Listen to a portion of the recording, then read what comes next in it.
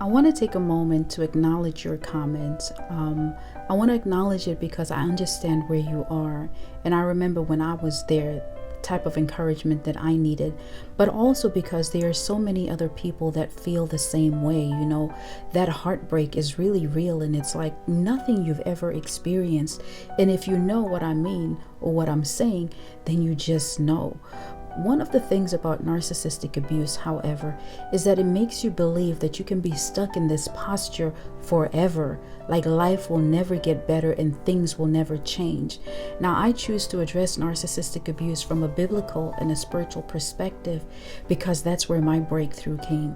That's where my healing came, when I was really able to sit with God and allow Him to heal me and to minister to me. My whole life and my whole everything transformed. And so my perspective had to.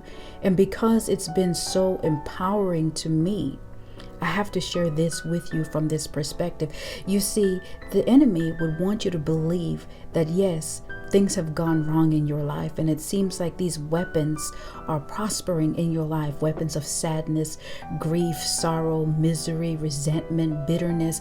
Those are all valid feelings because of what you've been through. So don't ever allow those feelings to make you feel like they're an indictment to your character. No, you are just a human having a human experience.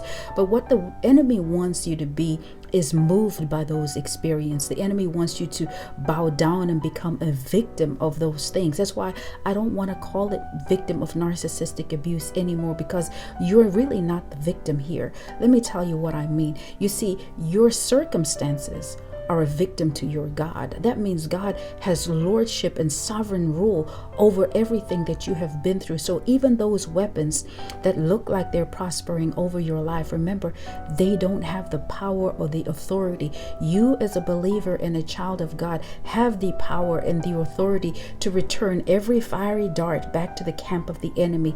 Every word curse, you have the power to break it over your life. You will no longer, and you speak these things over yourself, that I will no longer walk in sadness, in regret, in grief, in sorrow, in the name and the authority of Jesus Christ. You break those covenants, you break those agreements that you made with the narcissist so you can be set free. And it does something for your healing. It causes you to almost like a springboard for you to go to the next level, because you're feeding your mind. Your mind is what's been attacked throughout this relationship, causing you to see things that are not. And so this is why the word of God is important, because you're none of those things that they said.